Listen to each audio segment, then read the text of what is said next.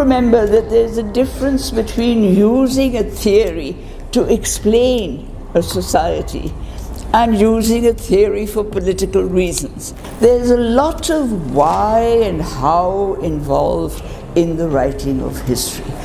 It's like going into a shop and saying, I'm trying out this sari. In the late 19th century, when all these new things were happening and the social sciences came into existence and so on, the late 19th century, there were many theories of explanation. There were many philosophers and sociologists who said, I will tell you how these social institutions came into existence. I will tell you how history happened. You had Karl Marx with his long modes of production and his theory of slavery and feudalism and going on to capitalism. You had Max Weber, very popular among sociologists today, going back into history, sociologists going back into history, talking about particularly religion and society. Now, I'm not saying that we as historians should pick up what Max Weber says about religion and society and say, this is what happened to Hinduism in the pre-second millennium AD, and this is what happened when Islam came in and so on. No. But there are questions that Max Weber and Weberites are asking about this relationship between religion and society, which questions we could ask of our material. We may find totally different answers, and good if they're different, but those questions are basic.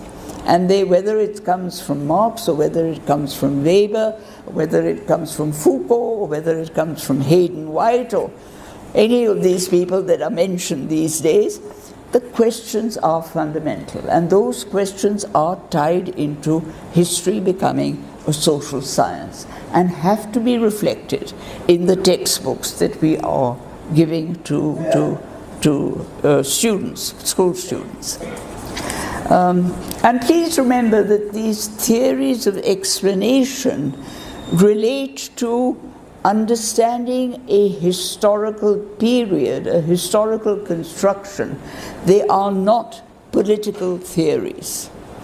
A Marxist understanding of history is an understanding of the historical society in Marxist terms. It is not communist history. Communism is part of a political theory, a political activity. I mean, I was quite appalled the other day when I heard an archaeologist talking about the bringing down of the Barbary Masjid and saying it was all because of communist historians.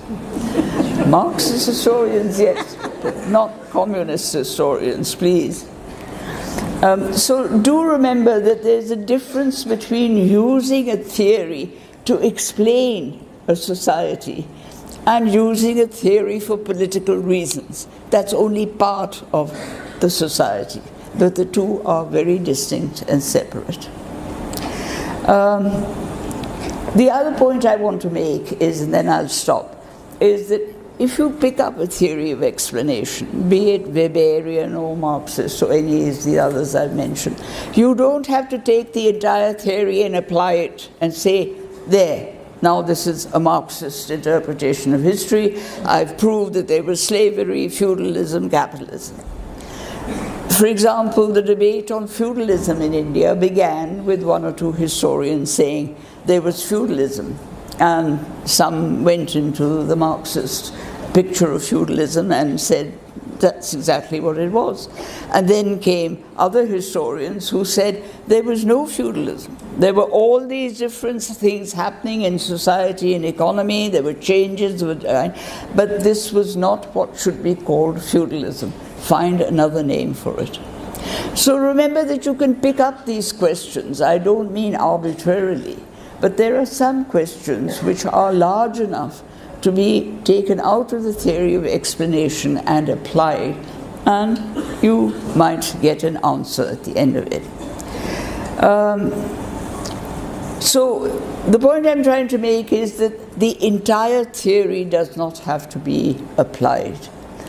And you look really for what further explanation a theory can give. You must begin by saying, I will try it out. It's like going into a shop and saying, I'm trying out this sari. So you don't immediately say, I want it or I don't want it. You wrap it around yourself, and you look at yourself in the mirror and so on. Say, well, maybe, yes, it's all right. Maybe I can get another one with a little bit of this. There's a bit of that. I'm sorry I'm reducing it to something very banal.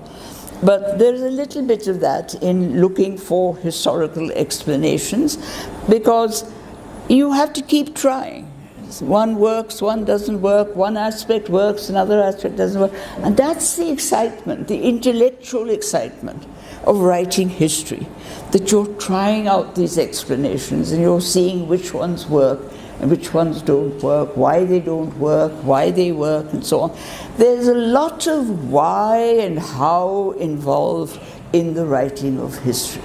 And it's that sense of why and how which we need to get into our textbooks.